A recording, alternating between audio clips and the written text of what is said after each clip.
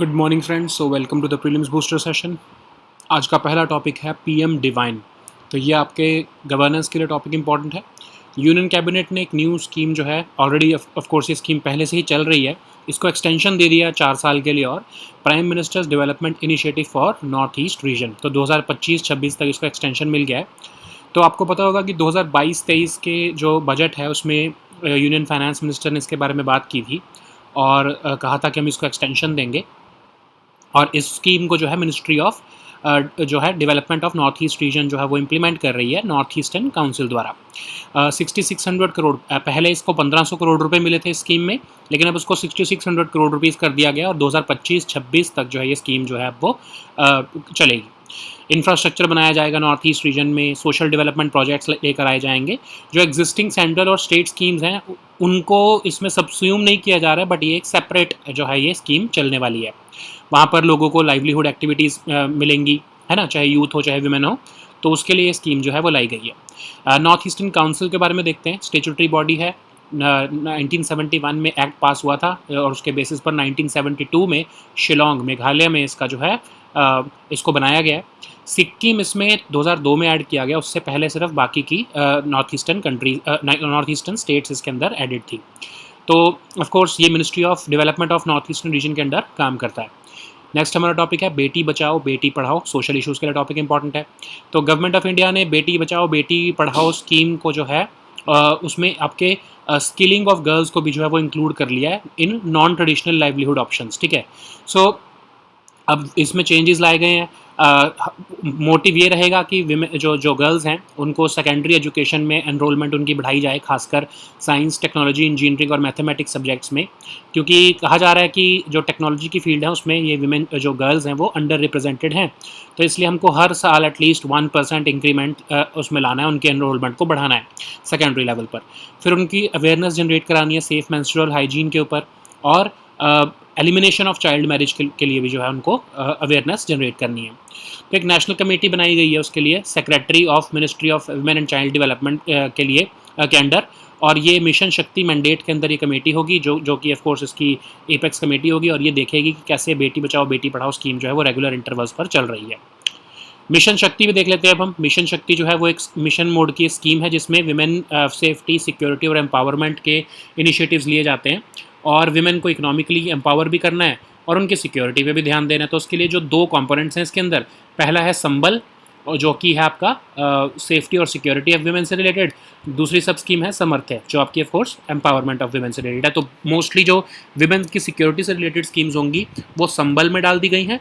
समर्थ्य जो स्कीम होंगी वो एम्पावरमेंट ऑफ विमेन, समर्थ्य स्कीम में जो है एम्पावरमेंट सब स्कीम के अंदर एम्पावरमेंट ऑफ विमेन से रिलेटेड जो भी स्कीम्स हैं इसमें डाल दी गई हैं। ठीक है। तो बेटी बचाओ बेटी पढ़ाओ आपको पता है कि 2015 में गवर्नमेंट ने लॉन्च किया था कंट्री में चाइल्ड सेक्स रेशियो को इम्प्रूव करने के लिए, जेंडर इक्वालिटी लाने के लिए, जेंडर बायसनेस और सेक्स सिलेक्टिव एलिमिनेशन को रोकने के लिए, सर्वाइवल और प्रोटेक्शन ऑफ गर्ल चाइल्ड को इंश्योर करने के लिए, और एजुकेशन को इंश्योर करने के लिए। ठीक है। तो ये ट्राई मिनिस्ट्रियल एफर्ट है, कोई एक मिनिस्ट्री इसमें इन्वॉल्व नहीं है। Women and child development ministry चाहे बजटरी कंट्रोल और एडमिनिस्ट्रेशन करती है स्कीम की, लेकिन हेल्थ मिनिस्ट्री भी और एजुकेशन मिनिस्ट्री भी इसके अंदर इन्वॉल्व है। ठीक है। नेक्स्ट हमारा टॉपिक है UNWGIC, इंटरनेशनल रिलेशंस के लिए टॉपिक इंपॉर्टेंट है। तो रिसेंटली पीएम मोदी जो है उन्होंने बोला है कि टेक्नोलॉजी जो है वो टूल ऑफ इंक्लूजन है, एक्सक्लूजन का टूल नहीं है इंडिया में। ठीक है। सो ऑफ कोर्स जब वो एड्रेस कर रहे थे सेकंड यूनाइटेड नेशंस वर्ल्ड जियो स्पेशल इंफॉर्मेशन कांग्रेस को हैदराबाद में, तब उन्होंने ये स्टेटमेंट दिया है। तो अब ये हम UNWGIC के बारे में हम देखते हैं।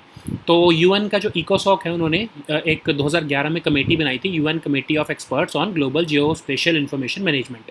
तो ये एक एपेक्स इंटरगवर्नमेंटल मैकेनिज्म था जिसमें international cooperation in the field of Jio spatial information को जो है वो प्रमोट करने के लिए जो है वो आगे बढ़ाया गया ऑफ कोर्स। तो इस जो कमेटी थी जो ये कमेटी बनाई गई, इन्होंने मेंबर स्टेट्स को कहा कि आप टाइम टू टाइम जो है आप ऐसे ही जो है कांग्रेस कराया करो, या फिर आप ऐसी कंसल्टेशंस किया करो जिससे कि हम जियो स्पेशल इंफॉर्मेशन से रिलेटेड जो भी जो सेक्टर है उसको हम जो है उसकी हम आपस में कोऑर्डिनेशन अच्छे से कर सकें। तो उसी के बाद जो है ये UNWGIC as a congress as a meeting का फोरम जो है वो एस्टैब्लिश हुआ। तो ऑफ कोर्स एक ऐसा प्लेटफॉर्म है जिसमें communication, understanding, knowledge and application जो है वो आपस में मेंबर स्टेट जो है वो करते हैं with respect to geo spatial information management. तो इसको यूएन ने जो है कन्वेन किया था चाइना में। सबसे पहली बार ये मीटिंग हुई थी 2018 में।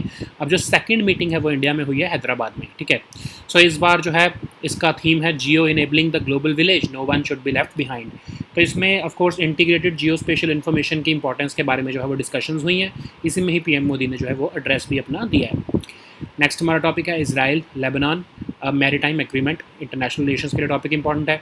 तो इजराइल ने अनाउंस किया कि वो एक मैरीटाइम बॉर्डर से रिलेटेड जो डील है वो लेबनान के साथ वो अचीव कर चुके हैं। जबकि आपको पता होगा इजराइल और लेबनान के में आपस में डिप्लोमेटिक रिलेशंस नहीं है, और रादर वो कंट्रीज़ दोनों एक तरह से टेक्निकली वॉर पर हैं। 2011 से मेडिटेरेनियन सी में दोनों कंट्रीज़ जो हैं वो ओवरलैपिंग बाउंड्रीज से डील कर रही हैं, एक दूसरे के ऊपर क्लेम कर रही हैं वो। लेकिन अब ऐसी सिचुएशन आ गई थी कि क्यों क्या हुआ था कि इजराइल ने वहाँ पर 2 गैस फील्ड्स जो हैं वो उस एरिया में जो है वो डिस्कवर किए थे, और इजराइल चाहता है कि वो एनर्जी एक्सपोर्टर बने। तो इसके लिए जो है ये इजराइल ने लेबनान के साथ मिल के ये मैरीटाइम एग्रीमेंट जो है वो साइन किया है। ऑफकोर्स इसमें यूएस ने जो है वो मीडिएट किया है। तो ऑफकोर्स ऑफशोर गैस फील्ड्स हैं जो आपके ये दो एक यहाँ पर हैं, करीश गैस फील्ड और काना गैस फील्ड। जो करीश गैस फील्ड है इस पे तो इजराइल ने बोला कि ये तो मुझे सारा ही चाहिए, ऑफ कोर्स इस पे मैं कोई नेगोशिएशन ही नहीं कर सकता हूँ। लेकिन उन्होंने इन रिटर्न जो काना गैस फील्ड है इसमें लेबनान को दे दिया है, और उसमें कहा है कि हम इजराइल को थोड़ा सा शेयर मिलेगा इनके रेवेन्यू से, बट करीश गैस फील्ड जो है ये प्रॉपरली इजराइल का होगा, ठीक है। सो एक तरह से मैरीटाइम एग्रीमेंट साइन हो गया इनके बीच में। और इससे होगा क्या कि जो आपके लेबनान है जहाँ पर प्रॉब्लम आ रही है, इकोनॉमी उनकी जो है डिस्टर्ब हो रही है, और उन जो है इकोनॉमी जो है वहाँ पर सोर्सेज ऑफ रेवेन्यू कम हो रहे हैं, तो उनको लेबनान को मौका मिलेगा। बिकॉज इससे होगा क्या कि जब आपस में डिस्प्यूट खत्म हो जाएगा तो लेबनान भी वहाँ पर सोर्स ऑफ एनर्जी जो है वो देख पाएगा, ठीक है। सो अब लेकिन ऑफ कोर्स प्रॉब्लम ये है कि लैंड बॉर्डर के लिए कोई एग्रीमेंट नहीं हुआ है। लैंड बॉर्डर का जो इनका डिस्प्यूट है यहाँ पर वो अभी भी चल रहा है। वहाँ पर ब्लू जो इनका बॉर्डर है, जो डिस्प्यूटेड बॉर्डर है उसको हम ब्लू लाइन कहते हैं।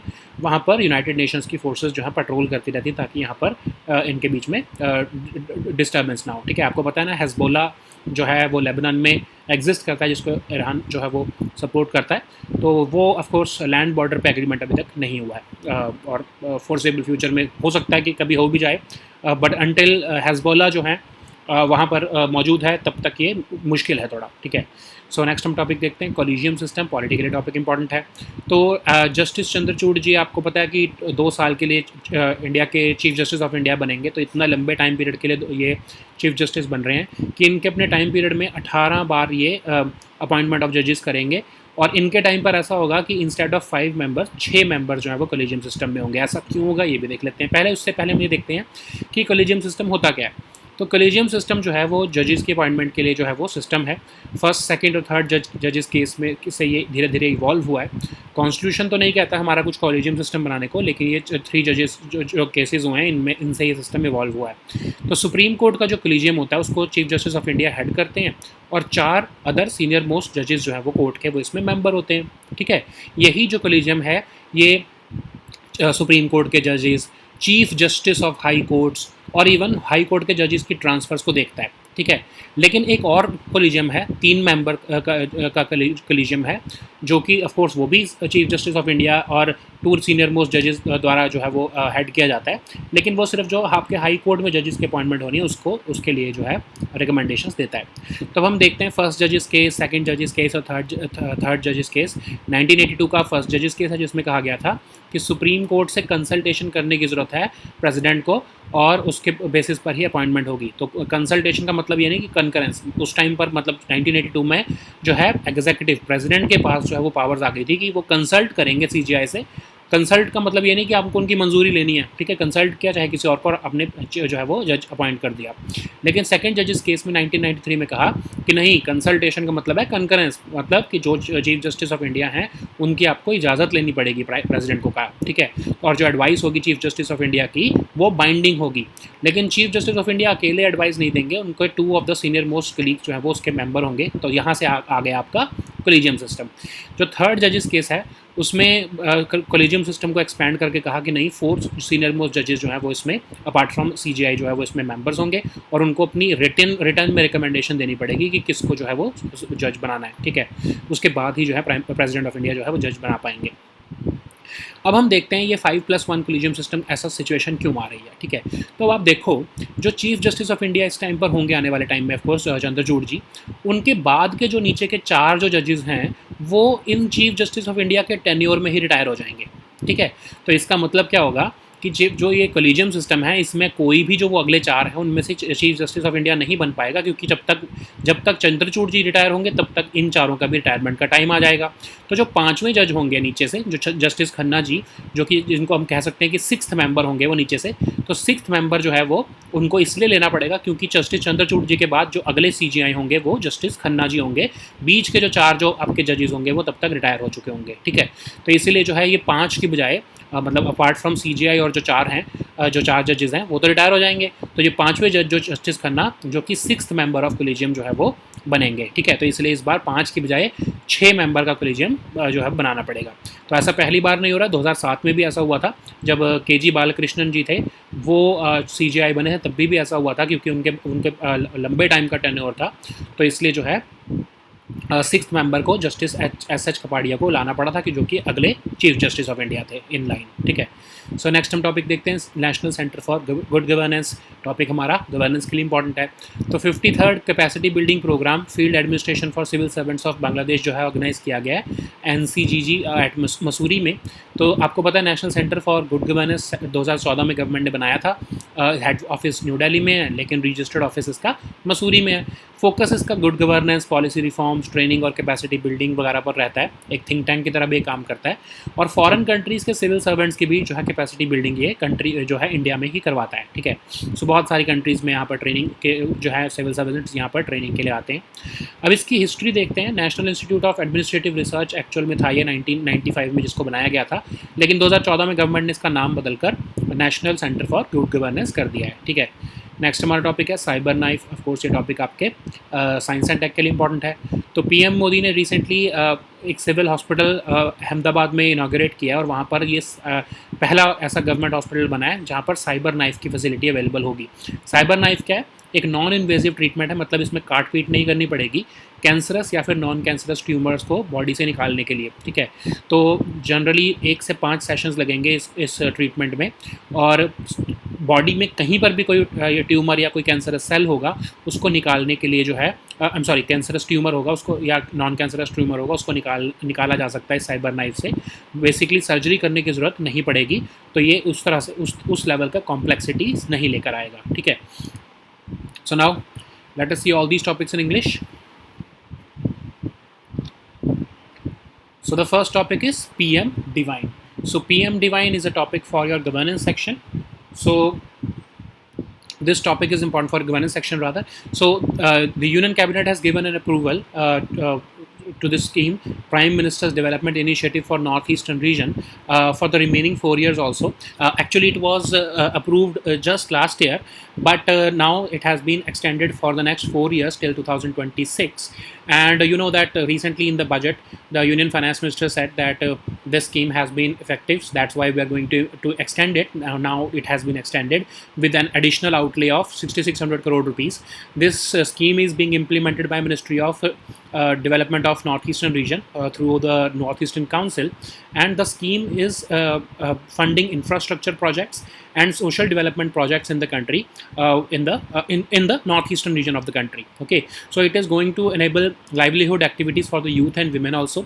That's why it is important, and it is not subsuming other central or state schemes in the region, but it is a separate scheme. It's a central sector scheme, and it is a separate scheme, and it is helping the northeast region to bridge the gap in its infrastructure with the rest of the country.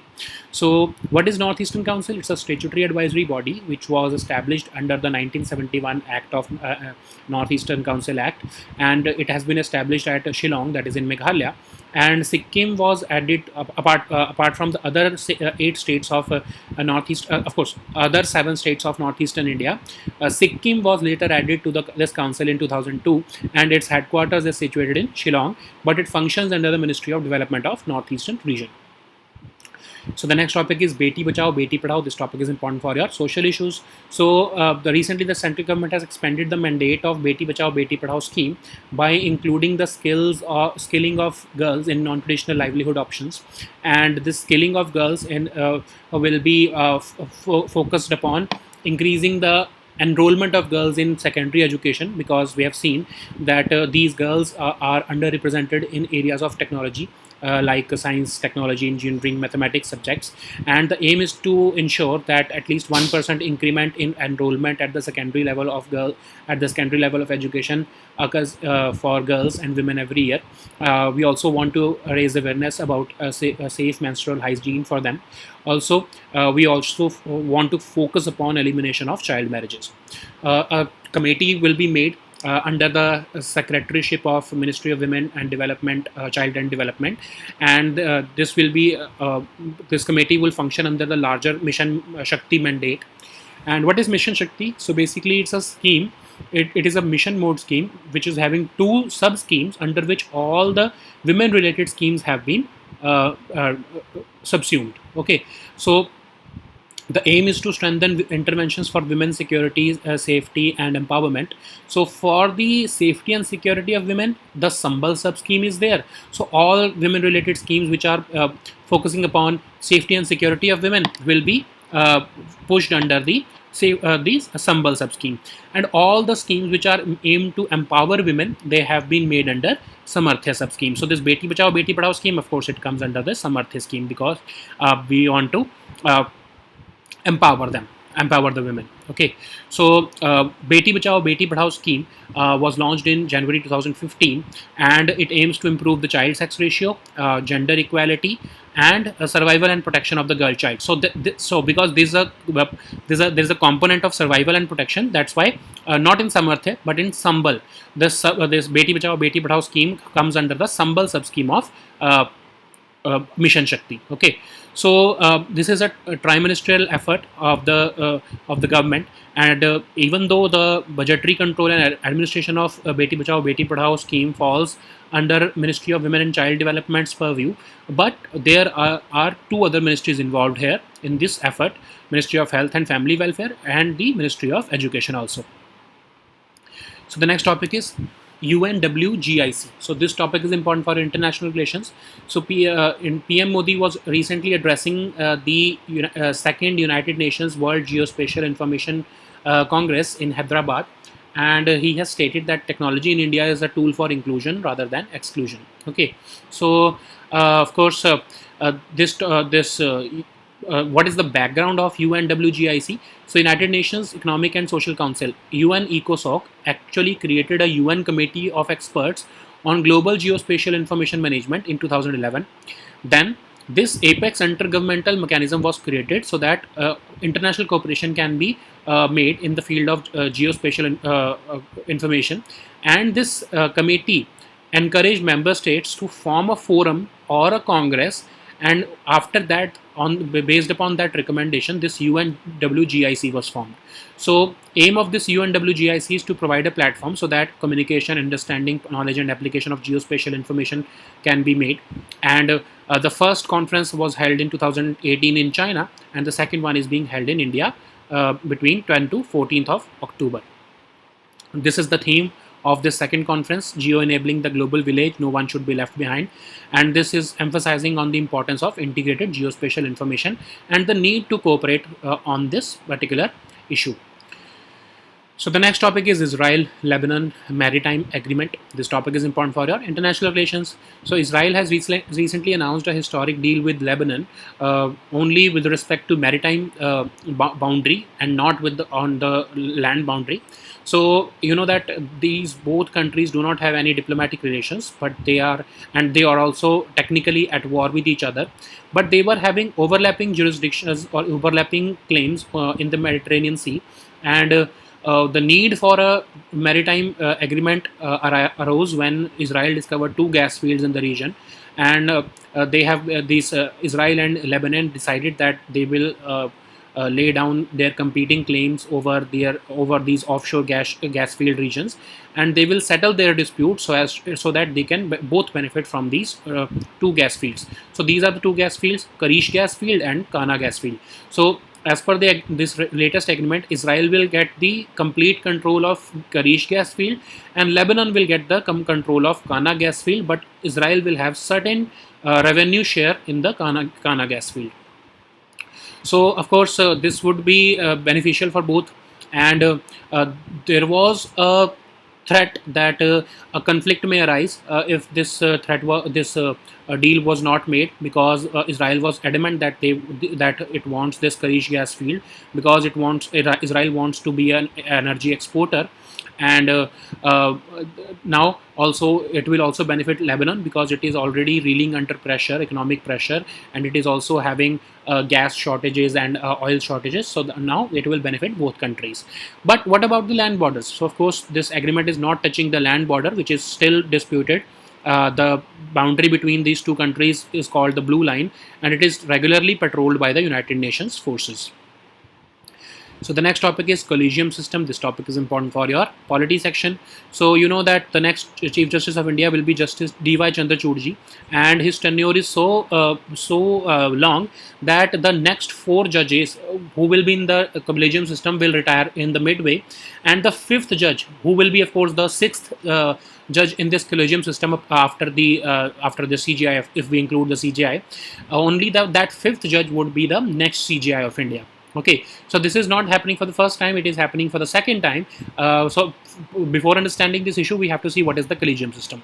So collegium system is basically a system where through which appointment of judges happen in India.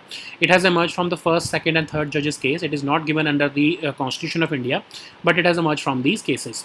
So the Supreme Court collegium is headed by the Chief Justice of India and 4 other senior most judges of the court, and it makes recommendation to the government, rather to the president, regarding the appointment of judges to the Supreme Court and the Chief Justice of the High Court, and also the transfers of High Court judges. There is also a separate collegium, a 3-member collegium, in which the Chief Justice of India is the head, and the 2 other senior most judges of the Supreme Court make recommendations to the government with respect to appointment of judges to the High Courts. So let us see the 3 judges cases. The first judge's case said that the appointment of judges to the Supreme Court, for appointment of judges to the Supreme Court, the government should, or the president should, consult with the Chief Justice. So it does not mean concurrence. So just the president had to consult the Chief Justice, and basically the primacy in appointment of judges was handed over to executive, to the president. But in 1993, the second judge's case arrived, and in this case, the court reversed its earlier ruling, saying that consultation means concurrence. You have to, this advice of the CGI will be binding on the president. So from the second judge's case, the institution of collegium system arrived, because CGI was not alone in giving the advice, but 2 of his senior most colleagues were part of that collegium system, and only based upon that advice, the president or the executive could make a decision with respect to appointment of judges. But in the third judge's case, the actual collegium system expanded, and the 4 senior most judges of the Supreme Court were to be consulted by the Chief Justice of India, and their recommendations must be in writing. Okay, so what is 5+1 collegium system? Like I'm telling you that Justice Chandrachud's tenure, the 2-year tenure, will be so big that in between this 2 years of period, 4 of the next 4 judges who are in line to become the CGI will retire, and the 5th judge, Justice Khanna, will be the next CGI, and that's why he will have to be the 6th member in the collegium system from the very first day of, that is the November 9th, 2022, because on November 9th, Justice Chandrachud will become the CGI. And this is not happening for the first time, because in 2007 also this CGI KG Balakrishnan tenure was big, because of that Justice Kapadia was invited to be the 6th member of collegium, because every other member was to be retired between the tenure of CGI KG Balakrishnan also only. Okay. So the next topic is National Center for Good Governance. This topic is important for governance section. So 53rd Capacity Building Program in the field administration for civil servants of Bangladesh was recently inaugurated at an National Center for Good Governance at Mussoorie, which was set up in 2014 by the government of India. Its head office is in New Delhi and its registered office is in Mussoorie. So basically, it focuses on good governance, policy reforms, and basically all the governance related issues. And it also gives training and capacity building of civil servants from other several foreign countries. So NCGC traces its origin to the National Institute of Administrative Research, which was set up by the government in 1995 by Labasna rather, and later on in 2014 the government renamed it to NCGG. Okay. So the next topic is cyber knife. This topic is important for our science and tech section. So PM Modi has recently laid the foundation stone of various healthcare facilities at Civil Hospital Ahmedabad. One of them is a very unique method called the cyber knife. It will be the first, this civil hospital will be the first government hospital in India which will be having the cyber knife facility. So basically the cyber knife system is a non-invasive system for treatment or removal rather of cancerous and non-cancerous tumors where radiation therapy has been indicated. So cyber knife treatment is performed in 1 to 5 sessions, and it can be used to treat conditions throughout the body. It is not that it is meant for only certain parts of the body. Any kind of tumor in any part of the body can be removed through this cyber knife system. So it is an alternative to surgery. You do not need to perform a surgery or invade into the body. It is painless. It will give rapid relief from pain with respect to the pain that is caused by tumors in the body. So that's why it is having an advantage for the patients. Okay. So these were our topics for today. We'll meet next time with new topics. Until then, goodbye and take care.